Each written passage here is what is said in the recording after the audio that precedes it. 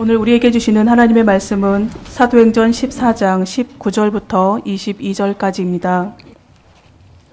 유대인들이 안디옥과 이고니온에서 와서 무리를 충동하니 그들이 돌로 바울을 쳐서 죽은 줄로 알고 시외로 끌어내치니라. 제자들이 둘러섰을 때에 바울이 일어나 그 성에 들어갔다가 이튿날 바나바와 함께 더베로 가서 복음을 그 성에서 전하여 많은 사람을 제자로 삼고 루스드라와 이고니온과 안디옥으로 돌아가서 제자들의 마음을 굳게 하여 이 믿음에 머물러 있으라 권하고 또 우리가 하나님의 나라에 들어가려면 많은 환난을 겪어야 할 것이라 하고. 아멘. 누가복음 7장에는 예수님을 자기 집으로 초청한 바리새인 시몬의 이야기가 소개되어 있습니다. 바리새인 시몬은 예수님을 믿거나 예수님에 대한 외경심으로 예수님을 자기 집에 초청한 것이 아니었습니다. 그는 바리새인의 입장에서 예수님이 대체 어떤 분인지 탐색하기 위해 예수님을 초청했습니다. 그래서 시몬은 예수님을 초청하긴 했지만 예수님을 손님으로 영접하지는 않았습니다. 2000년 전에 유대인들은 맨발로 샌들을 신고 다녔기 때문에 길을 걷다 보면 발은 더러운 흙 먼지로 뒤덮이기 마련이었습니다. 그래서 손님을 초청한 사람은 자기 집에 손님이 도착하면 제일 먼저 발 씻을 물을 제공하거나 혹 부유한 집이면 반드시 자기 집 하인으로 하여금 손님의 발을 씻어 드리게 했습니다. 그리고 뜨거운 태양에 노출된 머리카락을 보호하기 위해서 머리에 감람유를 부어 주었습니다. 식용 혹은 등잔 기름으로 사용되던 감람유는 고가의 사치품이 아니라 값싼 일상용품이었기에 누구라도 자기 집을 방문하는 손님 머리 위에 감람유를 부어줄 수 있었습니다. 그리고 난 뒤에 입을 맞춤으로 영접의 예를 다했습니다. 그러나 예수님을 자기 집으로 초청했던 바리새인 시몬은 그 어떤 영접의 예도 갖추지 않았습니다. 그가 예수님을 초청한 것은 애당초 예수님을 손님으로 대접할 목적이 아니었기 때문입니다. 바로 그 동네에 죄를 지은 한 여인이 살고 있었습니다. 그 여인이 구체적으로 어떤 죄를 지었었는지는 전혀 알 길이 없습니다. 하지만 누가복음 7장 37절이 그 여인을 가리켜서 죄를 지은 한 여인이라고 칭하고 있는 것으로 미루어 그 여인은 그 동네 사람으로부터 죄 많은 여인으로 경멸당하는 여인이었음이 틀림없습니다.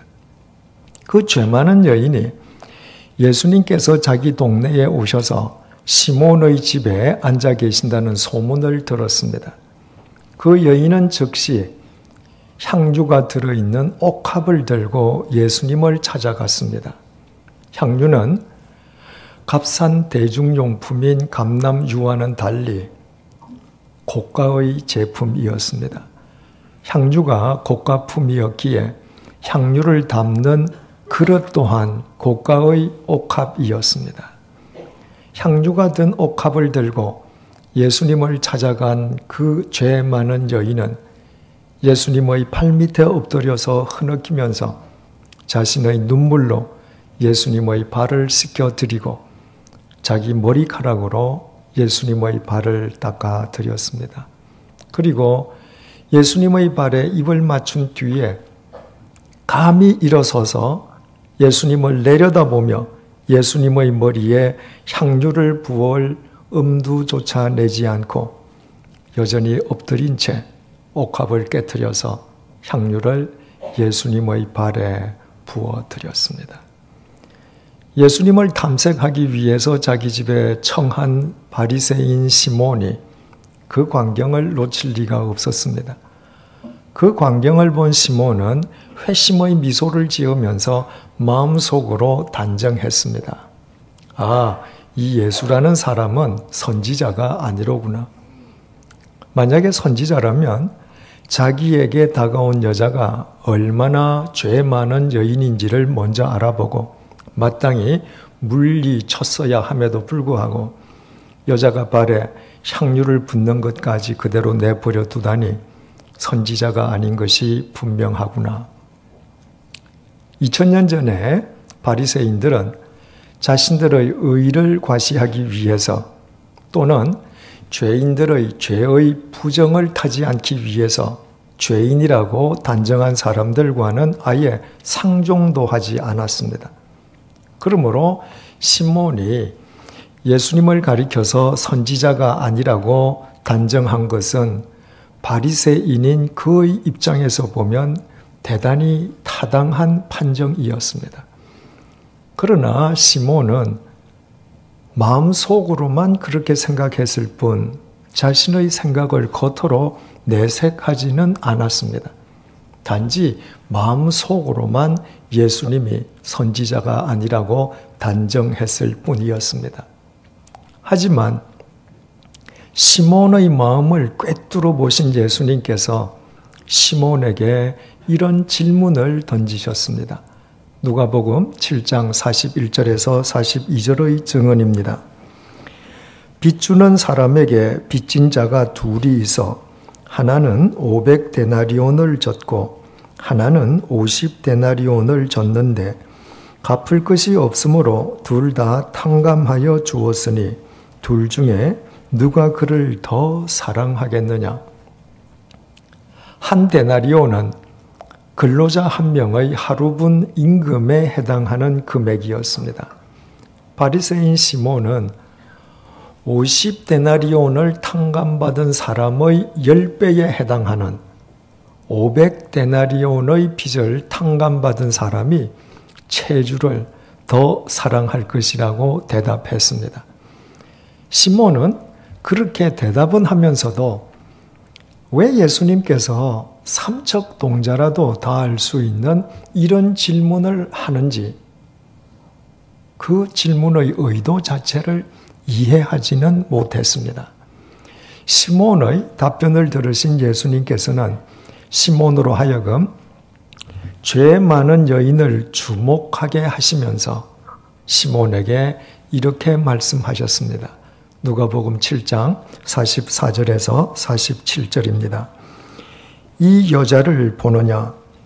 내가 네 집에 들어올 때 너는 내게 발 씻을 물도 주지 아니하였으되 이 여자는 눈물로 내 발을 적시고 그 머리털로 닦았으며 너는 내게 입맞추지 아니하였으되 그는 내가 들어올 때부터 내 발에 입맞추기를 그치지 아니하였으며 너는 내 머리에 감람유도 붓지 아니하였으되 그는 향유를 내 발에 부었느니라.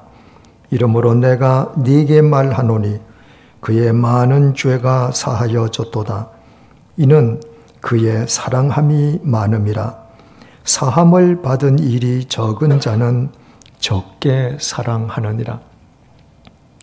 사함을 받은 일이 적은 자는 적게 사랑한다는 주님의 말씀은 그러므로 자기 자신이 사함을 많이 받았다고 믿는 사람만 주님을 많이 사랑할 수 있다는 의미였습니다. 주님의 이 말씀은 스스로 의인을 자처하는 바리새인 시몬의 정곡을 찌르는 말씀이었습니다. 시몬이 예수님을 자기 집에 초청하고서도 전혀 예수님을 손님으로 영접하지는 않았던 것은 의인이기에 죄인이 없는 자기에게는 인간을 죄에서 구원해주는 구원자이신 예수 그리스도가 달리 필요하지 않았기 때문입니다. 자신이 의인이기에 죄 사함 받을 거리가 전혀 없으므로 인간을 죄에서 구원하신다는 구원자를 사랑할 필요도 없었던 것입니다. 그는 단지 의인의 입장에서 예수님을 판단하려고 했을 뿐이었습니다. 그러나 죄 많은 여인은 달랐습니다. 그 여인은 온 동네 사람들로부터 죄 많은 여인이라 손가락질 받을 정도였으므로 자기 자신이 얼마나 죄가 많은 여인인지 누구보다도 잘 알고 있었습니다. 아무도 거들떠보지 않던 그 여자가 예수님의 복음을 전해 듣고 예수님의 복음 속에서 구원의 은총을 누리게 되었습니다. 예수님의 복음 속에서 아무리 생각해도 사함받은 것이 너무너무 많았습니다. 온통 죄 덩어리였던 자신의 전 존재가 복음 안에서 새로워진 것이었습니다. 그 여인이 예수님께서 자기 동네에 오시고 시몬의 집에 앉아 계신다는 소문을 들었습니다. 그래서 그는 향유 같은 옥합을 들고 예수님을 찾아가서 예수님의 발 앞에 엎드려 구원의 은총에 감사의 눈물을 흘리며 자기 눈물로 예수님의 발을 씻겨드리고 옥합을 깨트려 예수님의 발에 향유를 부어 드렸습니다. 복음 속에서 아무리 생각해도 사함받은 것이 너무너무 많기에 자신에게 구원의 은총을 베풀어 주신 예수님을 사랑하지 않을 수 없었기 때문입니다. 결국 바리새인 시몬은 스스로 의인이라 믿었던 죄인이었고 죄 많은 그 여인은 예수 그리스도 안에서 자신의 죄인됨을 자각한 의인이 되었습니다. 바로 이것이 복음의 역설이고 예수 그리스도께서 의인을 부르러 오신 것이 아니라 죄인을 부르러 오신 까닭이 바로 이것이기도 합니다. 누구든지 바리새인 시몬처럼 자신을 의인이라고 여기면 그 사람 앞에 아무리 주님께서 앉아 계셔도 그 사람과 인간을 죄에서 구원하시는 구원자 예수 그리스도와의 접촉점은 있을 수 없습니다. 그러나 자기가 추악하고 죽을 수밖에 없는 더러운 죄인임을 자각하면 그 사람은 눈에 예수님이 보이지 아니해도 자기 죄의 문제를 해결해 주실 주님을 찾을 수밖에 없고 마태복음 7장의 죄 많은 여인처럼 자신을 죄에서 구원해 주신 주님을 온 중심을 다해 사랑하지 않을 수 없습니다. 오늘 본문을 통해서 우리가 얻을 수 있는 교훈이 바로 이것입니다. 바나바와 함께 루스드라를 찾은 사도 바울은 그곳에서 태어난 이래 단 한 번도 일어서거나 걸어본 적이 없는 선천성 하반신 마비자를 하나님의 권능으로 일으켜 세워 주었습니다. 바울이 루스드라에 나타났다는 소문을 접한 이고니온과 비스디아 안티옥의 유대인들은 각각 225km와 45km나 되는 먼 길을 마다 않고 내달아 루스드라를 덮쳤습니다. 그들은 선천성 하반신 마비자를 일으킨 사도 바울에 대해서 깊은 경외심을 갖고 있는 루스드라 사람들을 교묘하게 충동질해서 그들과 함께 바울을 돌로 쳤습니다.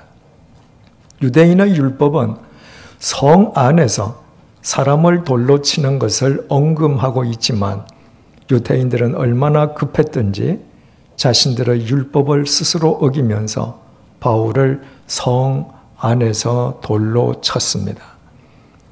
돌로 바울을 위협해서 멀리 쫓아버리기 위함이 아니었습니다. 그들은 처음부터 바울을 죽이기 위해 바울에게 돌 세례를 퍼부었습니다. 그러나 바울로부터 갓 복음을 영접한 루스드라의 초신자들은 말할 것도 없고 바울의 동력자였던 바나바마저도 그 죽음의 절박한 상황 속에서 바울을 살리기 위해 단 한마디도 하지 못한 채 비굴하게 침묵으로 일관했습니다. 폭도로 변한 사람들로부터 돌 세례를 받던 바울이 마침내 쓰러져서 미동도 하지 않자 바울을 돌로 치던 사람들은 바울이 죽었다고 판정하고 바울의 시체를 질질 끌어다가 성 밖에 내다 버렸습니다. 그리고 그들은 아무 일도 없었다는 듯이 루스드라 성 안으로 되돌아갔습니다. 그들이 종적을 감추자 그제야 복음을 갓 영접한 루스드라의 그리스도인들이 바울의 시체 앞으로 다가갔습니다. 바울의 죽음을 확인하고 바울의 시체를 어떻게 장례 지낼 것인지 의논하기 위함이었을 것입니다. 바로 그 순간에 모든 사람이 죽었다고 판정 내렸던 바울이 일어났습니다. 바울은 지금 잠자리에서 일어나거나 앉은 자리에서 일어난 것이 아니었습니다. 수많은 사람의 돌 세례를 받고 바울을 돌로 치던 사람들이 죽었다고 판정을 내릴 정도로 돌 세례의 죽음 가운데에서 일어났습니다. 그렇다면 바울의 몸이 성할 리가 없었습니다. 온통 상처, 피멍투성이었을 것입니다. 그 상황 속에서 바울이 일어났다면 자신을 돌로 쳐 죽이려는 사람들이 득실거리는 루스드라 성에서 가능한 한 먼 곳으로 빨리 피신해서 상처투성이인 자기 몸을 추스르는 것보다 바울에게 더 시급한 일은 없을 것입니다. 그러나 바울의 처신은 전혀 뜻밖이었습니다. 본문 19절에서 20절입니다. 유대인들이 안디옥과 이고니온에서 와서 무리를 충동하니 그들이 바울을 돌로 쳐서 죽은 줄로 알고 시외로 끌어내치니라. 제자들이 둘러섰을 때에 바울이 일어나 그 성에 들어갔다가 이튿날 바나바와 함께 더베로 가서 돌 세례의 죽음에서 일어난 바울이 바나바와 함께 그 즉시로 루스드라 동쪽 30km 지점에 위치한 더베로 이동한 것이 아니었습니다. 그것은 그 이튿날의 일이었습니다. 돌 세례의 죽음 속에서 일어난 바울은 그 성으로 들어갔습니다. 그 성이 대체 어디입니까? 루스드라였습니다. 루스드라가 어떤 곳입니까? 방금 바울을 죽이기 위해 바울에게 돌 세례를 퍼붓던 사람들이 득실거리는 곳입니다. 바울을 쳐 죽이기 위해서 이고니온과 비시디아 안티옥에서부터 원정 왔던 사람들이 아직도 머물고 있는 곳일 수도 있었습니다. 그 성으로 되돌아가는 바울의 몸 상태는 어떤 상태입니까? 돌에 맞아 온 몸이 상처와 피멍투성이입니다. 상처투성이인 바울이 제대로 가눌 수도 없는 자신의 몸을 질질 끌면서 방금 자신을 쳐 죽이려 했던 사람들이 득실거리는 루스드라 성 안으로 들어가고 있습니다. 상식적으로 생각한다면 그것은 절대 피해야 할 일이었습니다. 그런데도 왜 바울은 이처럼 무모하고도 미련한 짓을 스스로 감행하는 것입니까? 그 해답은 간단합니다. 바울의 하나님에 대한 사랑으로 인함이었습니다. 지금 루스드라 성 안에는 바울 자신을 돌로 친 사람들보다 바울이 돌에 맞아 죽어가는 것을 보았던 구경꾼들이 더 많습니다. 비록 아직까지 복음을 영접하지는 않았지만 그동안 바울의 복음을 들었던 사람들도 부지기수였습니다.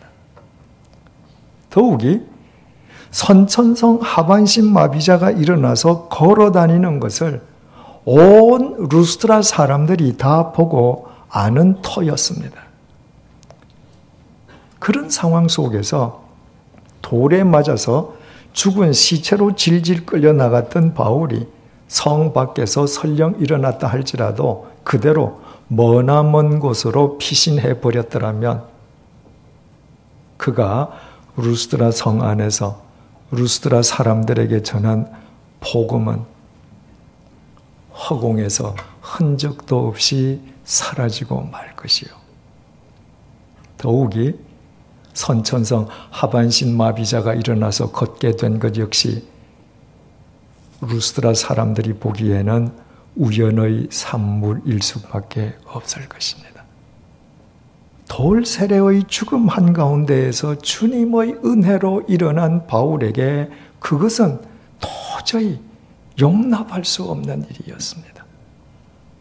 그래서 바울은 상처와 피멍투성이인 몸을 이끌고 루스드라 성 안으로 들어가서 자신의 육체는 비록 돌에 맞아 쓰러진다 할지라도 자기 몸 속에서 역사하시는 예수 그리스도의 생명은 어떤 경우에도 꺾어지지 않음을, 아무리 짓밟아도 예수 그리스도의 진리는 짓밟히지 아니함을, 선천성 하반신 마비자가 일어나 걷게 된 것은 예수 그리스도께서, 하나님께서 예수 그리스도 안에서 그에게 베풀어 주신 하나님의 권능임을, 비록 상처투성이 일망정 자신의 온 몸으로 루스드라 사람들에게 역설했습니다. 그뿐이 아니었습니다. 본문 21절에서 22절 상반절을 보시겠습니다. 복음을 그 성에 전하여 많은 사람을 제자로 삼고 루스드라와 이고니온과 안디옥으로 돌아가서 제자들의 마음을 굳게 하여 이 믿음에 머물러 있으라 권하고, 이튿날 바나바와 함께 더베를 찾아가서 복음을 전한 뒤에 바울은 다시 루스드라를 거쳐서 이고니온과 비스디아 안티옥으로 돌아갔습니다. 이고니온은 어떤 곳이었습니까? 이고니온에서도 유대인들이 바울을 돌로 쳐 죽이려고 하지 않았습니까? 비스디아 안티옥은 또 어떤 곳이었습니까? 그곳에서도 유대인들이 귀부인들과 유력자들을 선동해서 바울을 박해하게 하여 바울을 아예 쫓아내지 않았습니까? 그렇다면 바울의 입장에서는 이고니온과 비스디아 안티옥은 무슨 수를 쓰든 피해야 할 곳이었습니다. 그럼에도 불구하고 바울은 오직 주님을 위해 그곳들에 있는 그리스도인들의 믿음을 북돋아주기 위해 목숨을 걸고 이고니온과 비스디아 안티옥을 되찾아갔습니다. 그건 역시 하나님에 대한 바울의 사랑으로 인함이었으면 두말할 나위가 없습니다. 대체 어떻게 바울은 이처럼 남다른 하나님의 사랑을 지니며 일평생 살 수 있었겠습니까? 이 질문에 대한 해답은 디모데전서 1장 15절을 통한 바울의 고백 속에서 찾을 수 있습니다. mit보다 모든 사람이 받을 만한 이 말이여, 그리스도 예수께서 죄인을 구원하시려고 세상에 임하셨다 하였도다. 죄인 중에 내가 괴수니라. 바울이 일평생 구원의 복음에 감격하면서 하나님을 사랑하는 삶으로 일관할 수 있었던 것은 그 자신이 죄인임을, 죄인 중에 괴수 죄인임을 평생 잊지 않았기 때문입니다. 본래 바울은 예수 그리스도를 대적하고 교회를 짓밟으며 그리스도인들을 색출, 연행, 투옥시키는 것을 자신의 천직으로 삼던 사람 아닙니까? 디모데전서 1장 13절의 고백처럼 바울은 예수 그리스도를 대적하는 비방자요, 박해자요, 폭행자였습니다. 그런데 하나님께서 예수 그리스도 안에서 그 폭도 바울에게 구원의 은총을 일방적으로 그저 베풀어 주셨습니다. 주님의 구원의 은총 속에서 아무리 생각해도 바울은 사함받은 것이 너무너무 많았습니다. 그래서 바울은 일평생토록 자신의 죄인 되었었음을 잊지 않으므로 주님을 사랑하는 삶을 살 수밖에 없었습니다. 그는 로마서 8장 35절, 38절과 39절을 통해 하나님에 대한 사랑을 이렇게 고백하고 있습니다. 누가 우리를 하나님의 사랑에서 끊을 수 있으리요? 환난이나 곤고나 기근이나 박해나 위험이나 적신이나 칼이랴. 우리가 확신하노니 사망이나 생명이나 천사들이나 권세자들이나 현재일이나 장래일이나 능력이나 높음이나 깊음이나 다른 아무 피조물이라도 우리를 예수 그리스도 안에 있는 하나님의 사랑에서 끊을 수 없으리로다. 바울은 하나님의 사랑이 아니고는 그 존재 자체가 존립할 수 없었습니다. 바울은 오직 하나님의 사랑 속에서만 호흡할 수 있었습니다. 생각하면 할수록 죄인의 괴수였던 자신이 사함받은 것이 너무너무 많았기 때문입니다. 그래서 사도 바울은 의인을 자처하면서 하나 주님을 영접하고서도 주님을 초청하고서도 주님을 손님으로 영접하지는 않았던 어리석은 바리새인 시몬과 같지 않았습니다.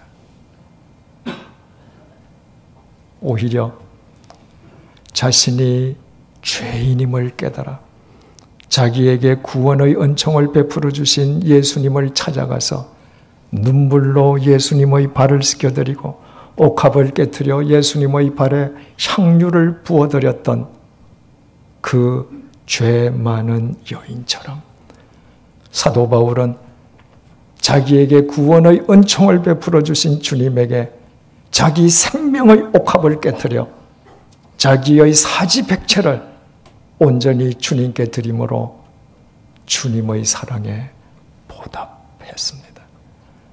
이것이 사도 바울이 돌 세례의 죽음 속에서 일어나서 방금 자기를 돌로 쳐 죽이려 하는 사람들이 득실거리는 루스드라 성으로 되돌아갈 수 있었던 이유요. 이고니온과 비스디아, 안티옥을 되찾을 수 있었던 까닭이었습니다. 바울이 위대한 그리스도인이었다면 그것은 결코 바울 바울이 위대해서가 아니었습니다. 폭도였던 바울에게 일방적으로 구원의 은총을 베풀어 주시고 그를 사랑해 주셨던 하나님의 사랑이 위대하기 때문이었습니다. 바울이 잘한 것이 있다면 하나님의 그 사랑과 구원의 은총을 입고서도 단 한순간 교만에 빠지지 않고 자신이 죄인 중에 괴수였음을 잊지 아니하고 일평생 주님의 사랑 안에 거함으로 주님의 그 사랑에 의해 역설적이게도 의인의 삶을 일관할 수 있었다는 것입니다. 지난 9월 9일 양화진 모교 강좌의 강사는 국악인 황병기 선생님이었습니다. 강의가 시작되기 전에 황 선생님이 저와 제 방에서 환담을 나누던 끝에 이런 말을 했습니다. 사람들은 특출나게 예쁜 사람을 보고 그림처럼 아름답다고 말을 하고 반대로 뛰어난 인물화를 보고는 살아있는 사람 같다고 말을 한다. 이처럼 진정한 아름다움은 자기 한계를 넘어서는 데 있다. 또 그분은 강의 도중에 이런 말도 했습니다. 연주는 정신행위가 아니라 육체행위이다. 단 하루라도 연습하지 않으면 안 된다. 김연아 선수라도 한 달만 가만히 쉬면 얼음판에서 미끄러질 것이다. 그렇지 않습니까? 아무리 머릿속에 아름다운 선율이 가득 차 있다 할지라도 육체의 행위, 육체의 훈련이 수반되지 않는다면 머릿속의 아름다운 선율은 결코 명연주로 나타날 수 없습니다. 사도 바울에게 믿음은 정신행위가 아니었습니다. 더러운 죄인이었던 자신을 구원해 주신 하나님의 은총을 머리로만 깨닫고 마음속으로만 감사한 것이 아니었습니다. 사도 바울에게 믿음은 육체의 행위였습니다. 더러운 죄인인 자기 자신을 새로운 피조물로 거듭나게 해주셨음을 머리로 깨달았기에 그 깨달음은 주님에게 자신의 삶을 온전히 드림으로 주님의 사랑에 보답하는 육체의 삶으로 드러났습니다. 이처럼 바울의 믿음은 정신행위를 뛰어넘어 육체행위로 이어졌기에 그의 삶을 통해 그의 일거수일투족을 통해 하나님의 말씀이 육신을 입을 수 있었고 말씀이 육신을 입는 그의 삶은 이 세상 그 어떤 그림보다 더 감동적이고 아름다울 수 있었습니다.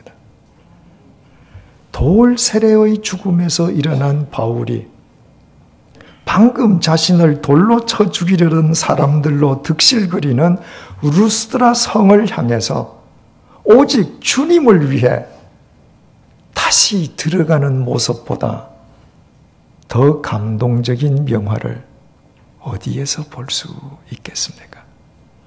다메섹 도상에서 주님의 부르심을 받은 이후에 로마에서 참수형을 당하기까지 오직 주님 사랑하기를 초지일관한 바울의 생애보다 더 감동적인 그림을 이 세상 어디에서 찾아볼 수 있겠습니까? 바울의 삶이 이처럼 자기 한계를 뛰어넘어 이 세상 그 어떤 그림보다 더 감동적이고 더 아름다운 그림으로 엮어질 수 있었던 것은 일평생 자신이 죄인의 괴수였음을 잊지 아니하고 주님을 사랑하였기에 그가 사랑했던 주님께서 그의 삶을 당신의 영원한 작품으로 승화시켜 주셨기 때문입니다. 혹 스스로 자기 자신이 의인이라고 여기고 계십니까? 그렇다면 일평생 자신을 의인이라고 착각하는 죄인으로 살다가 죄인으로 죽을 수밖에 없습니다. 그런 사람은 아무리 예배에 참석해도 인간을 죄에서 구원하시는 구원자 예수 그리스도와의 접촉점은 가질 수 없기 때문입니다. 자신이 죽을 수밖에 없는 죄인임을 자각하고 계십니까? 그렇다면 그 자각이 한순간의 정신행위로 끝나버리지 않게끔 지속적인 육체의 행위로 드러나게 하십시오. 온 몸을 다해 주님을 사랑하십시다. 하나님의 말씀이 우리의 삶 속에서 육신을 입게 하십시다. 우리의 삶 자체가 하나님을 향한 사랑의 고백이 되게 하십시다. 그때 우리가 아무리 보잘것없는 존재라 할지라도 우리의 삶은 예수 그리스도 안에서 우리의 한계를 뛰어넘어 하나님의 영원한 작품으로 승화될 것입니다. 기도하시겠습니다. 사람이 자기 속에 암 덩어리를 지니고 살아도 자신이 건강하다고 착각하는 동안에는 의사를 찾지 않습니다. 그러나 자신의 병을 자각하면 자기 몸을 움직여 의사를 찾고 의사의 지시를 따르고 의사가 처방해 준 약을 성실하게 복용하면서 의사에게 감사한 마음을 지니게 됩니다. 우리가 아무리 교회를 다녀도 스스로 의인이라고 착각하는 동안에는 어리석은 바리새인 시몬처럼 주님과 무관한 죄인일 수밖에 없음을 잊지 않도록 도와주십시오. 스스로 의인이라 착각하는 죄인이 아니라 주님 안에서 자신이 죄인임을 아는 의인으로 살아가게 해 주십시오. 더러운 죄인이었던 자기 실체를 한순간도 망각하지 않으므로 당신 자신을 제물 삼아 우리에게 새 생명을 주신 주님을 일평생 온 중심을 다해 사랑하게 해 주십시오. 주님을 사랑하는 우리의 신앙 행위가 정신 행위로만 멈추지 않고 우리의 육체 행위로 이어지게 해 주십시오. 우리의 눈과 귀가 주님의 눈과 귀가 되게 해 주시고 우리의 손과 발이 주님의 손과 발이 되게 해 주십시오. 하나님의 말씀이 우리의 삶 속에서 날마다 우리의 육신을 입게 해 주십시오. 그리하여 주님의 발을 눈물로 씻겨드리고 옥합을 깨트려 향유를 부어드린 죄 많은 그러나 주님 안에서 의인이 된 그 여인처럼 상처투성이의 몸으로 방금 죽음의 돌 세례를 당한 루스드라 성 안으로 다시 들어가는 바울처럼 우리의 삶 자체가 이 세상의 그 어떤 명화보다 더 감동적인 주님의 작품으로 승화되게 해 주십시오. 예수님의 이름으로 기도드립니다. 아멘.